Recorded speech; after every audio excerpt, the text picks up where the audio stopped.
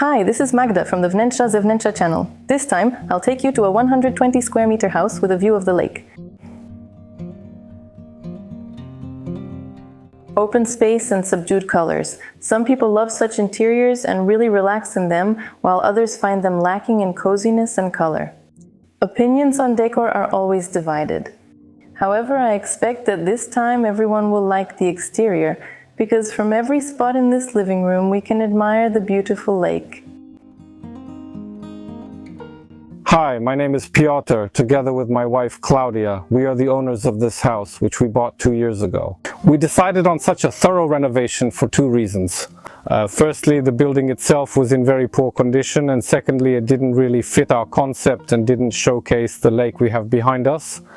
When it comes to costs, probably the biggest expense was the windows and interior doors, but especially the windows. The facade and the cladding boards were also quite expensive. We wanted to do it without visible screws, but the mounting system for these boards alone was initially estimated at 17,000.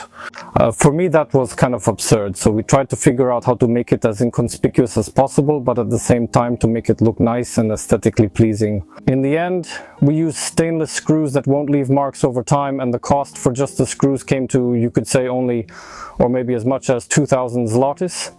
And as for the facade itself, we actually did it ourselves with just a little help from that friend, and it took us a bit over a week. Here there were probably well over 4,000 screws used. Initially the heat pump was supposed to be a big expense. It was in the plans, but we ended up using infrared mats, which actually worked well. We've made it through the first winter. Maybe it's not the lowest cost when it comes to heating, but the price of buying a heat pump, which was initially estimated at 45 to 50,000 compared to the heating mat system, which came to 10,000 plus installation. So actually, even though the electricity expenses might be a bit higher now, they make up for that one-time cost at the time of purchase. Besides, we've tested them, they work perfectly, and I definitely recommend them. In the construction itself, I personally contributed a lot, as did my father, my father-in-law, and a few friends who helped me with the build. Because of that, we saved a lot of money. We know that nowadays, first of all, material prices went up a lot and the prices went up. And secondly, the services themselves, whether construction or related to other work, were very, very expensive. So we managed to save quite a lot of money as well. But in the end, the total cost was about 450,000 zlotys.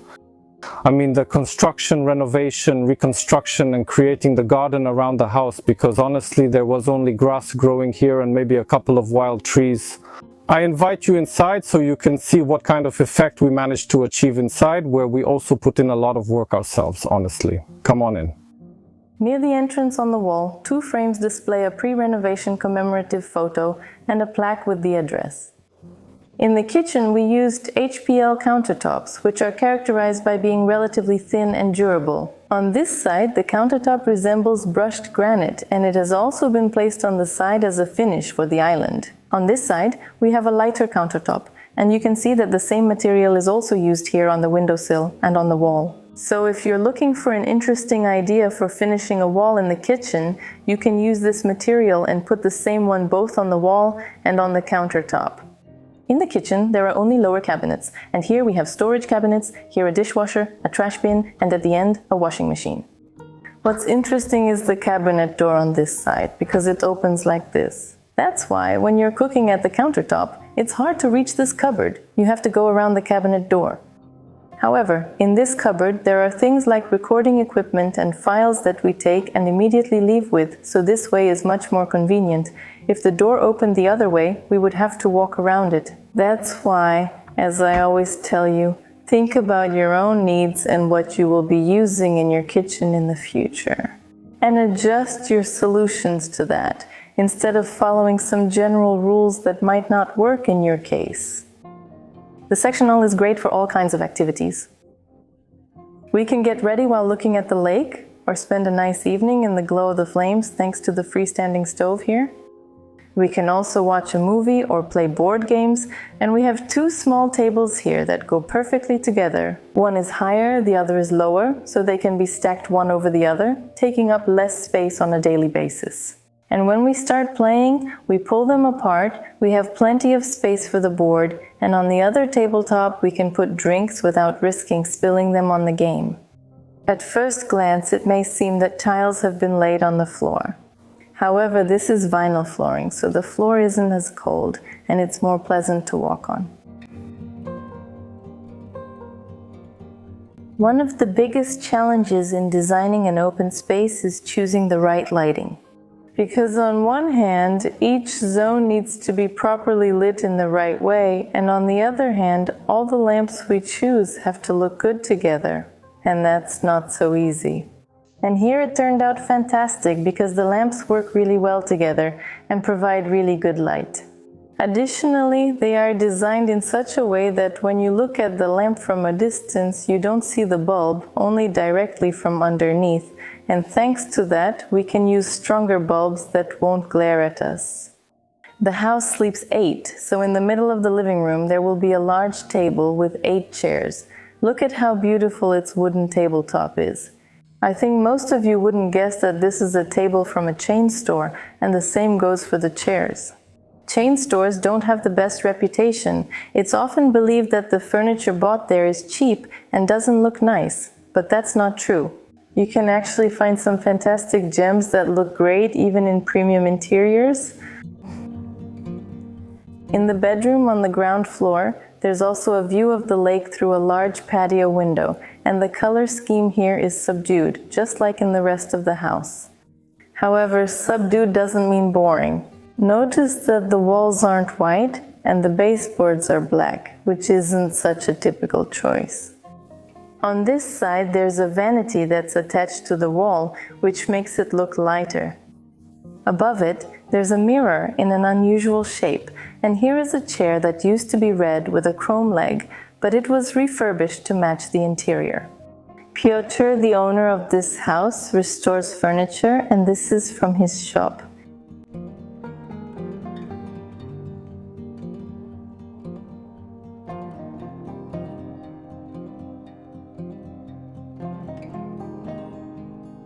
The mezzanine consists of 3 parts, and each of them is open, making them practically an extension of the living room. They encourage spending time together, while at the same time everyone can find a more intimate corner for themselves. Right by the railing there is an armchair that was also refurbished by Piotr. We can relax here by reading books and looking down at the living room. Meanwhile, behind the partition wall, there is a double bed with a futon. It's a special kind of mattress that I already mentioned to you before. And here at the end we also have a fold-out sofa, so in this part up to 4 people can sleep. The children's area has been separated from the bedroom area by a wall, but with a window, so we can peek in to see how the little ones are doing, and this solution definitely encourages play as well. Here we have a bunk bed, various toys, and here is a message from my children, which I fully support. Subscribe to this channel.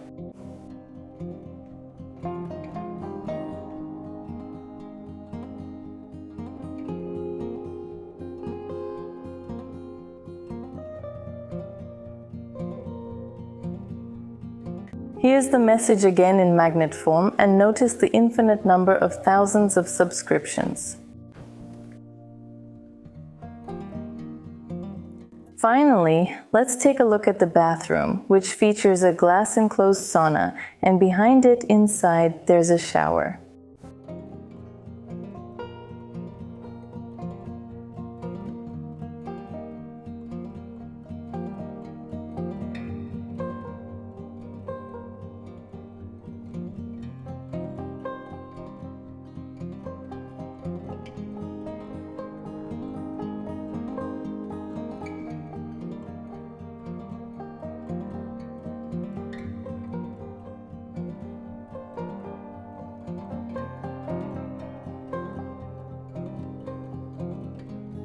That's all for this video. I'll leave a link to this lakeside house in the video description. And now I invite you to check out our Instagram and our store, where you'll find, among other things, an album full of interior design inspiration.